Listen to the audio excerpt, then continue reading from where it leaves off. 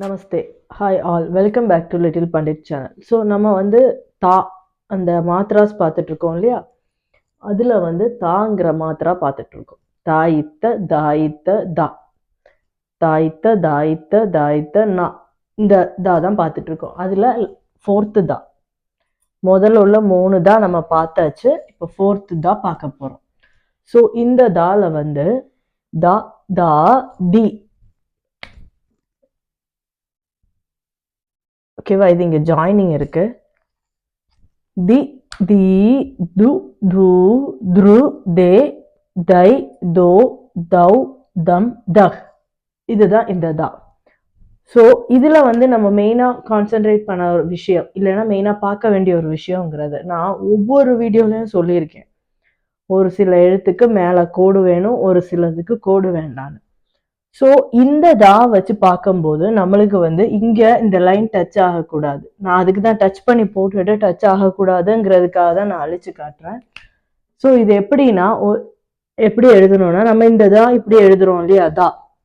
So இந்த ரெண்டுமே நம்ம ஒரு ரூல்டு புக்கில் எழுதுறோங்கிற மாதிரி வரும்போது, இந்த தா இப்படி எழுதும்போது அந்த ரூல்டு புக்குன்னா லைன் இப்படி இருக்கும், கரெக்டா?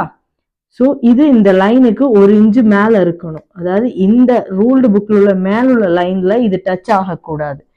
இந்த தாவோட இது கொஞ்சம் கீழே இறங்கி இருக்கலாம். இது இந்த லைனோட சேர்ந்து இருக்கணும். அப்படிதான் அந்த தா எழுதணும். ஸோ இதுதான் தா. ஓகேவா? தா. அப்போ தா தா தா எழுதியாச்சு. டி டீன்னு நம்ம நிறைய பேர் எப்படி எழுதுவாங்கன்னா இப்படி எழுதுவாங்க. இது தப்பான வே. இந்த தீய இப்படி எழுதக்கூடாது. இது ரொம்ப ராங் ஆன வே. இது ரொம்ப ராங் ஆன வே. ஸோ இது எப்படி எழுதணும்னா, இந்த தீ எப்படி எழுதணும்னா இப்படி போட்டுட்டு இப்படி எல்லாரும் எழுதுவாங்க. இது இப்படி எழுதக்கூடாது. இது ராங். ஸோ முதல்ல ஒரு கோடு போட்டுக்கணும். டா டி இப்படி போட்டுட்டு இங்கேயே மட்டும் கோடு. நான் ஏன் இப்படி போடுறேன்னா, நான் நிறைய குழந்தைங்களை பார்த்துட்டேன். இந்த ஒரு மாத்திராக்குன்னு இல்லை, மற்ற லெட்டர்ஸோட மாத்திராக்குமே ஃபர்ஸ்ட் என்ன பண்றாங்க, இப்போ ஃபார் எக்ஸாம்பிள் இதுக்குன்னு வச்சுக்கோங்களேன், இந்த தாக்கு இப்படிதான் போடுதாங்க. இப்படி போடுறது கரெக்டா தப்பான்னு கேட்டா கரெக்ட் தான், அது தப்பு இல்லை. தீங்கிறது ஈ சவுண்டு. பட் இந்த மாதிரி கேசஸ்ல நம்ம இப்படி போட்டாதான் ப்ராப்பர் வேயா நம்மளால ஈன்னு எழுத முடியும். அதனாலதான் நான் இந்த வேயை யூஸ் பண்ண சொல்றேன். தா தா தி தி. பாத்தீங்களா? எங்க வரும்போது நம்ம இந்த சுழியில கோடு, மேலுள்ள கோடு டச் ஆக கூடாது. அது மஸ்டா நம்ம ஃபாலோ பண்ண வேண்டிய விஷயம். தி து து த்ரு தே தை தோ தோ தௌ தம் தஹ். இல்லையா? இது இப்படி. ஓகேவா? சோ எப்போதுமே பார்த்துக்கணும், இந்த தா நம்ம இந்த ஃபார்மேட் தான் எழுதுறோம். இதுதான் தா. ஓகேவா? தாங்கிறது இப்படி எழுதணும்.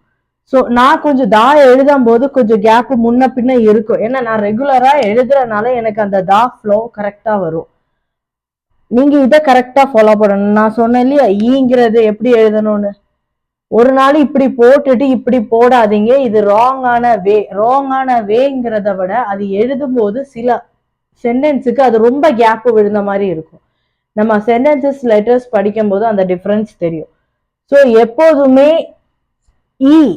ஈங்கிற சவுண்டுக்கு முதல்ல ஒரு லைனை போட்டுட்டு அப்புறம் என்ன ஹிந்தி ஆல்பபெட்டோ அதை எழுதிட்டு மேல அந்த கர்வ் மாதிரி கொண்டு வந்தா போதும். ஸோ அதுதான் அதுக்கு கரெக்ட் ஃபார்மேட்டா இருக்கும். ஓகேவா? ஸோ நம்ம ஒரு தடவை ரிவைஸ் பண்ணிக்கலாமா? இந்த தாக்கு முக்கியமா நம்ம பார்க்க வேண்டிய 2 விஷயங்கள் என்னது? ஒண்ணு, மேல டச் ஆக கூடாது, இந்த சுழியில டச் ஆகக்கூடாது. 2வது, ஈக்கு நடுவுல கேப், அதாவது இந்த லெட்டருக்கு டச் ஆக கூடாது. இந்த நடுவுல உள்ள இந்த 3 மாதிரி உள்ள லெட்டருக்கு டச் ஆக கூடாது. த தா தி தி து து த்ரு தே தை தோ தௌ தம் தஹ். இதுதான் ஃபோர்த் தாவோட ஃபோர்த் செட் ஆஃப் மாத்ராஸ். ஓகே, இனிமே அடுத்த ஆளா நான் அதை அடுத்த வீடியோவில் பார்க்கலாம். தேங்க்யூ ஃபார் வாட்சிங்.